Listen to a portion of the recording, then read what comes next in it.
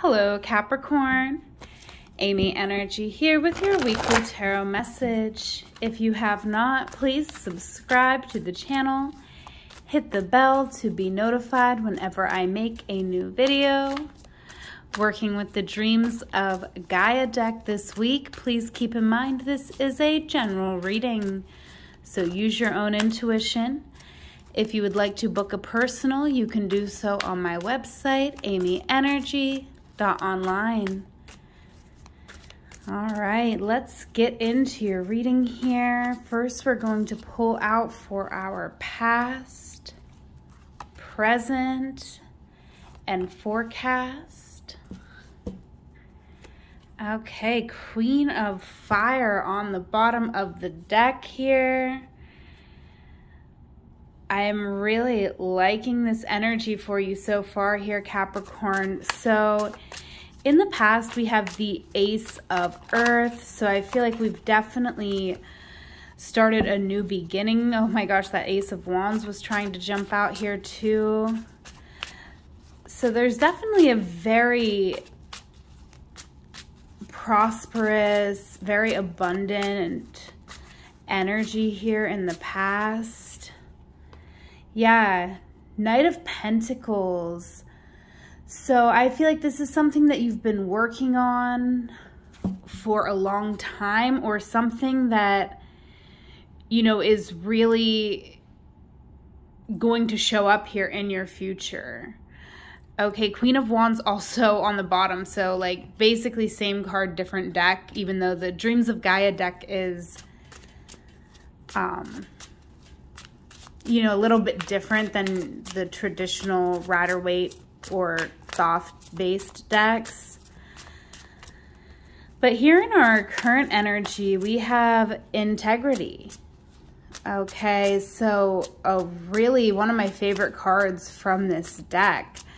So I feel like you very much are in your integrity in this moment, feeling very good about yourself, feeling very good about the work that you are doing. Okay, even though you may not be seeing the results yet, right? I feel like we started something here in the past that it's going to take time, right? It's a solid plan. It's a solid start that we have had here in the past, but it is something that is going to take time, and it's going to take a lot of work. Okay, with the Ten of Wands, though, I don't know how much more steam we have to put in here as far as work. I feel like we maybe need to stop pushing so hard and start trusting here with the Eight of Cups on the bottom of the deck. Now we have the Queen of Air here forecasted, and this is a really lovely energy, right? With the Queen of Air, I feel like we're really going to be able to speak our truth, right? Again, very much in our integrity here. Very much knowing what's best for us. Why is the Queen of Air here?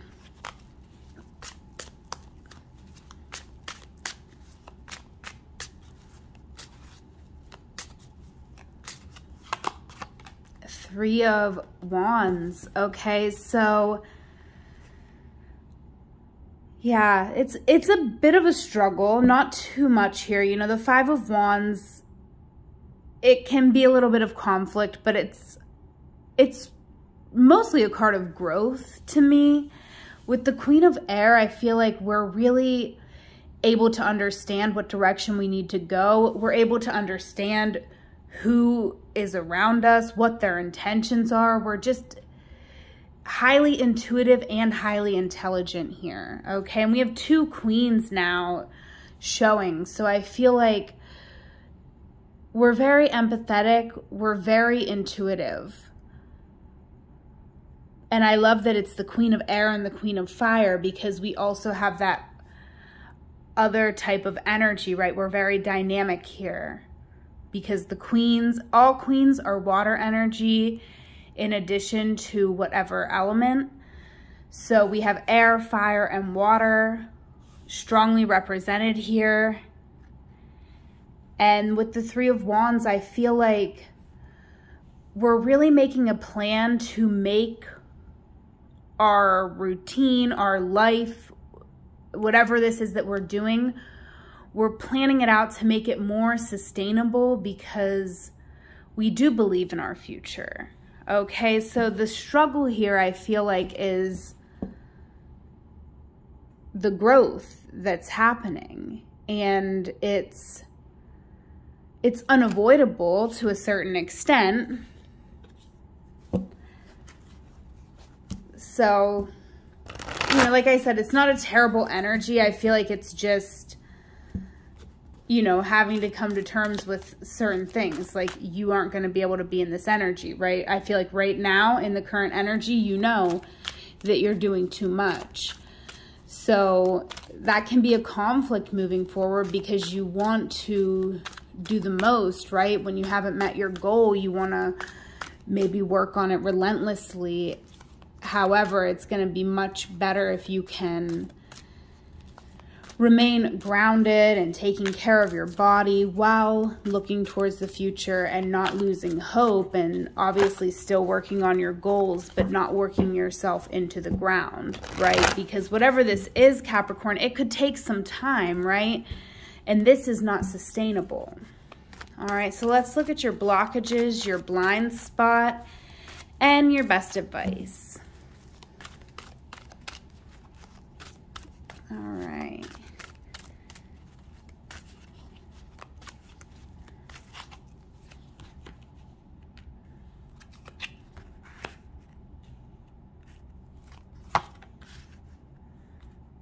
Okay. And King of Water on the bottom of the deck. So I love this. I love that now the King of Water is coming out, because all kings are fire energy plus the water element. So with the Queen of Wands on the bottom of the deck, before you had water and fire in a different way. Now we have water and fire here with the King. And so I really like that. I feel like we're really taking initiative in all ways, right? Here in our blockages, we have the 8 of Earth. So I do feel like the Lover is clarifying this. We could, in some ways, maybe doubt our abilities. Okay, the 4 of Swords is here. I really, truly feel, Capricorn, the most important thing that you can do for yourself is make sure you're getting enough rest. If you're well rested, you're going to be more productive when you're working. If you're trying to work from an empty tank, it's not going to go well for you, and then that is going to affect your self-esteem. So really, I mean, the 8s are very abundant. A 6 is very aligned. But together, the 8 and the 6 is a 14, which is a 5, which is a conflict. Okay, so, you know, you have to realize here, I feel with this coming up in your blockages, you have to realize that, you know, you have to take care of yourself. And that's going to improve the quality of your work tremendously.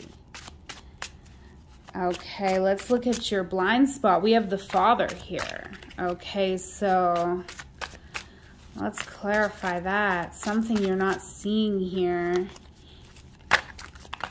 Oh, wow. The cards really want to talk to you about this. Okay, just one card, please.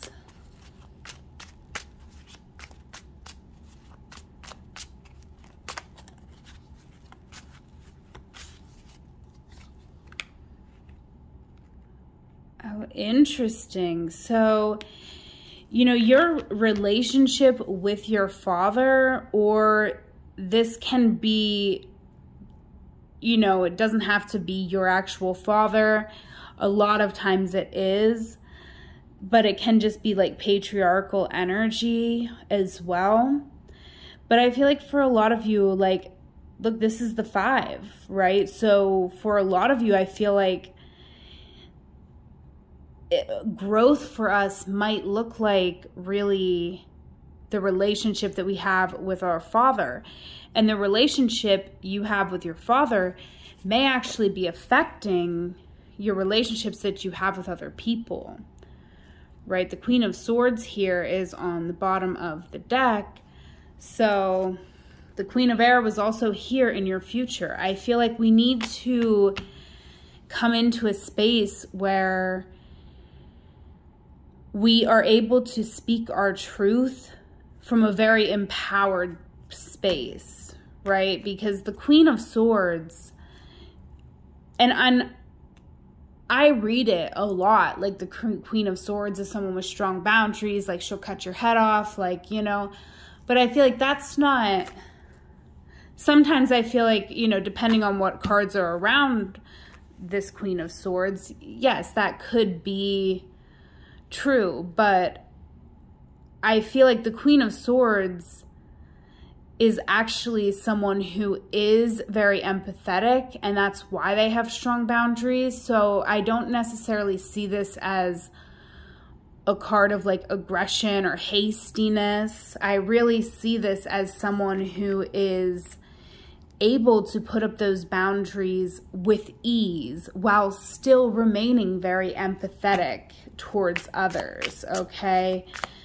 So that's in the blind spot, so that might not be something that you're actually acknowledging. Even when I say it, you might be like, that doesn't resonate for me. But, and it might not. This is a general reading. But maybe you want to, you know, ruminate on that a little bit, because I do feel like, you know, I certainly am influenced by my father, and not to say I have any, you know, ill will toward him or that he was a bad father in any way, but every single one of our fathers was raised in a patriarchy. So, of course, I feel for any person, there is something to think about when it comes to that, and the way that that could be affecting our romantic relationships or, you know, our relationships in general. Your best advice here with the Seven of Water is to release control, right? Things are going to happen in divine timing. Things are going to happen when it's meant to happen. When we try too hard to control life, it's just can get too muddy, right? And too confusing. We really do have to trust in life and trust in what we feel, right? Trust in that gut. Okay, and look, then 2 more queens want to come out. Lots of queens in your reading. Again, no gender associated with either of these cards, but they are, you know, water and air energy, water and water energy. And ending with the Ace of Wands over the reading. So there is definitely a new beginning here. I feel like it is in our career. It is very abundant. It is going to be long-lasting success here. With this 7 of Water and these 2 queens coming out, we really do have to trust our intuition. And we have to navigate all the aspects of life from a place of trust.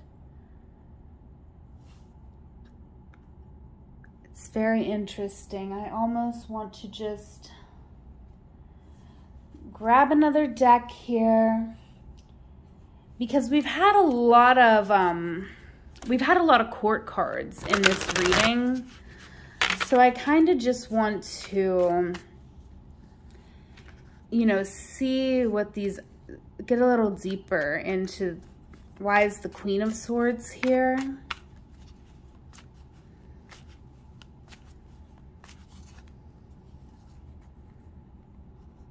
Oh, we're upside down.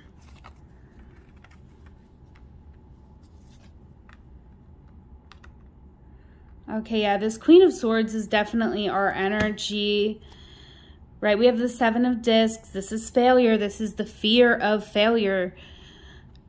Right now, I feel like in our heart, we have the Happiness card. Like in our heart, in a deep space within us, all is well. Everything feels right. It feels good. With the Indolence card, this is a card where we are getting messages through our intuition that is guiding our path, but we're still questioning it, right? Because we're used to the earthly way of having evidence of everything and having evidence that it's working out. Like maybe that evidence is like money in the bank. And then if you don't have the money in the bank, you're like, Spirit, what's going on? I need money in the bank. Why? I did what I'm feeling called to do. Where's the money?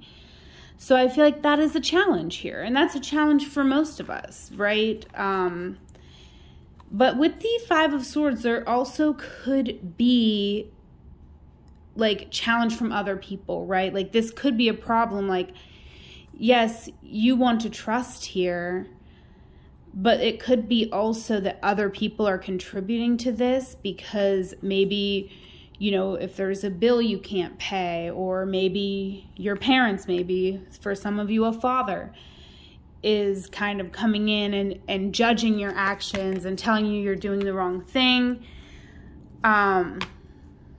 It's your life, it's not theirs, right? So that's hard, that's difficult to deal with, but it is what it is. It's your life, it isn't their life. So holding space, not trying to make light of that challenge, but it's certainly a challenge you're going to work through, and it's going to be worth it to put yourself and your goals first and your intuitive feelings. Why is the Queen of Cups here?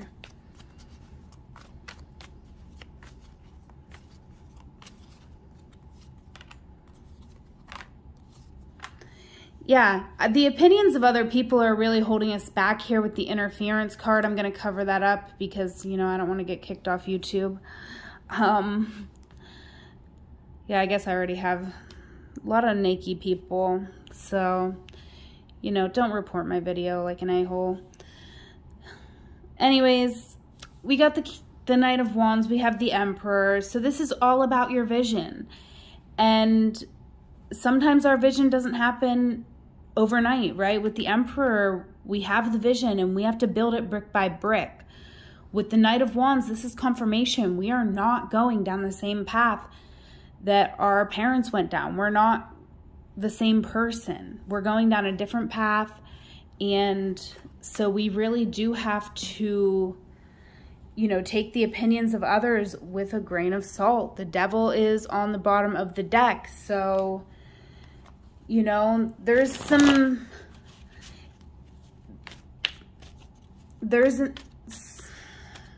you know, with the Devil, that can just be a very oppressive energy, and it can be things that we really need to break free, break away from. You're strong enough to do that here with this King of Water, right? The King of Water knows how to initiate. The King of Water knows how to move through life, holding space for others, but not letting them stop them or slow them down, right? So, really lovely reading here. Let's get you an oracle from the Black Moon Astrology.